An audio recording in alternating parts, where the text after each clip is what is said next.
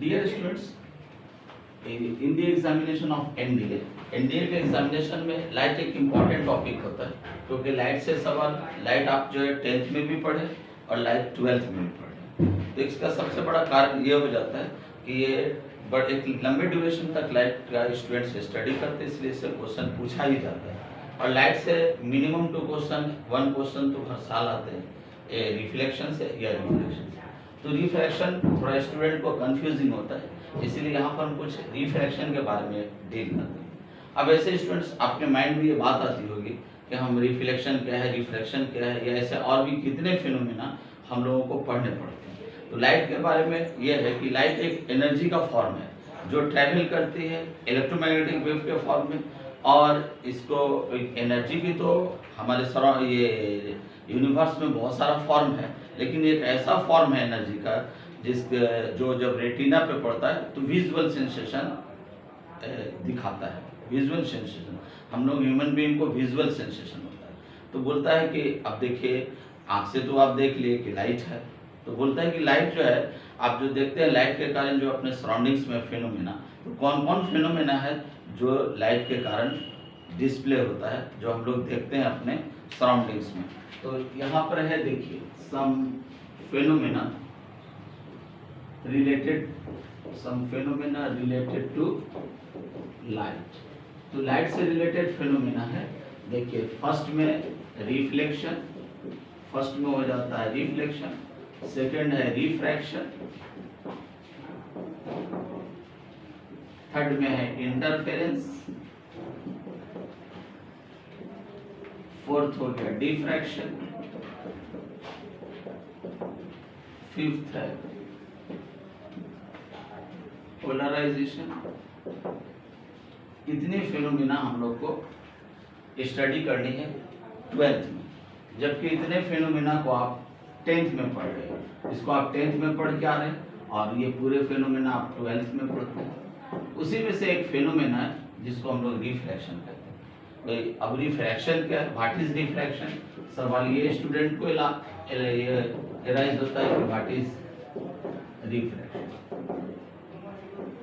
तो होता क्या है कि जैसे आप ऐसे देख रहे हैं कि एक बल्ब जल रहा है हवा में और वहां से लाइट निकल कर रही, तो वो एक मीडियम हुआ। थोड़ा सा मीडियम के बारे में स्टूडेंट को इंट्रोडक्शन होना चाहिए कि मीडियम क्या है, जिस चीज को हम लोग मीडियम कहते हैं। तो जो लाइट में हम लोग जिसको मीडियम कहते हैं वो कुछ नहीं है बल्कि ये मैटर है। और कौन सा मैटर है? It is transparent matter.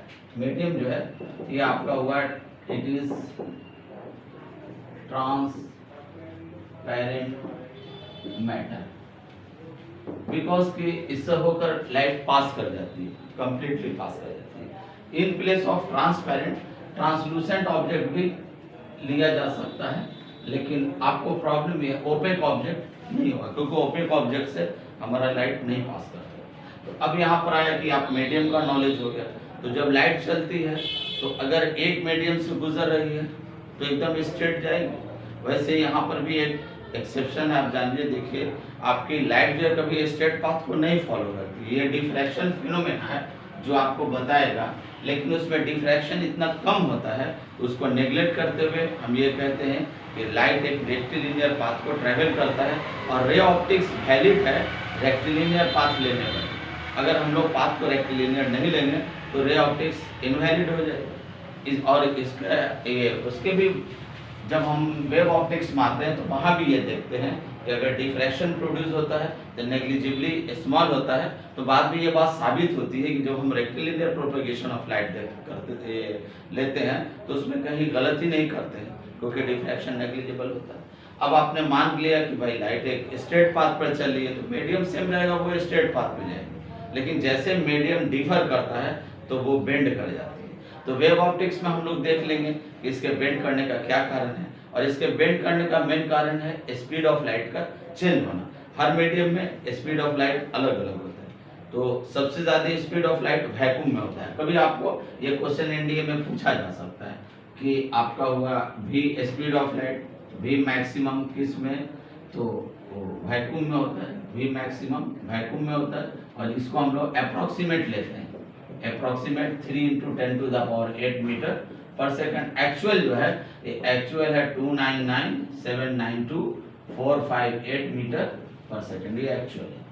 अब ये आपका सबसे ज्यादा तो वैक्यूम में हुआ, तो मीडियम में ये घटता चला जाता है, ठीक है।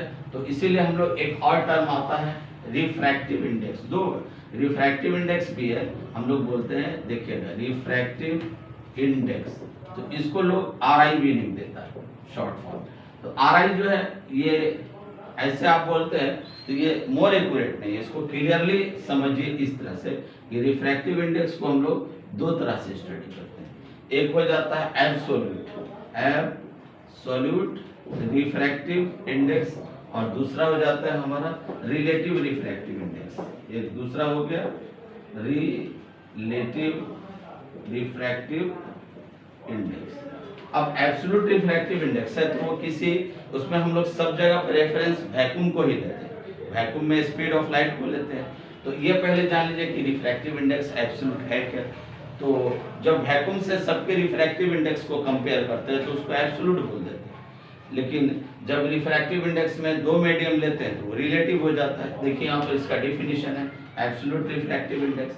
तो एब्सोल्यूट रिफ्रैक्टिव इंडेक्स हो गया, यहाँ पर हम ऐसे लिख देते हैं एब्सोल्यूट रिफ्रैक्टिव इंडेक्स।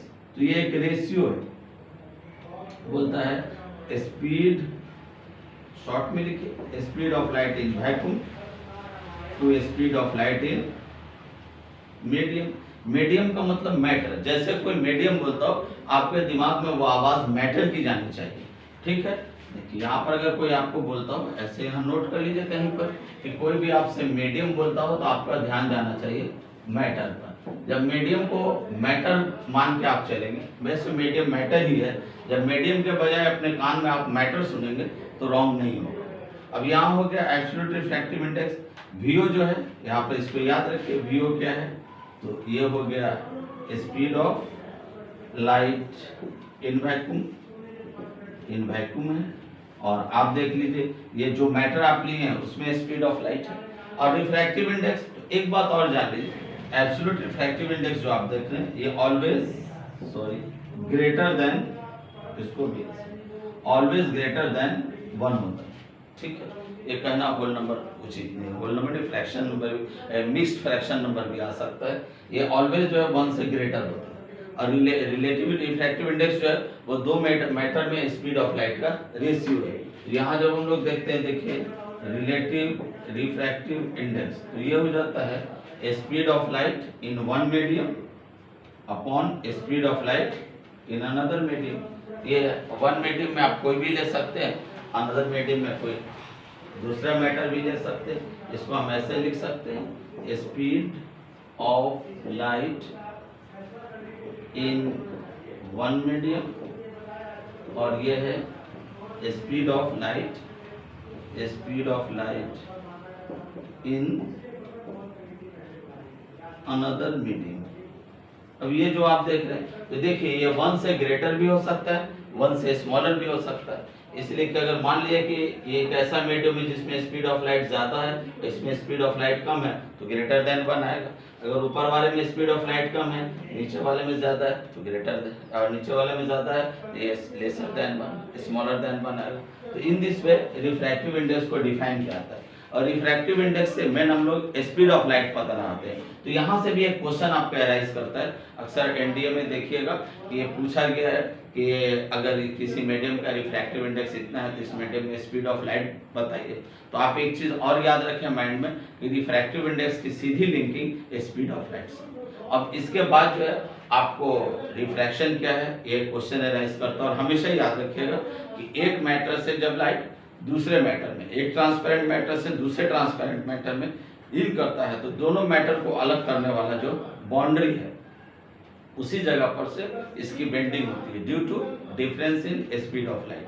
तो वो बेंडिंग होती है, उसी बेंडिंग को हम लोग एंगल में मेजर करते हैं। तो इसी को देखा गया। तो ये क्या है देख लीजिए आप, ये फेनोमेना ऑफ रिफ्रैक्शन, ठीक है।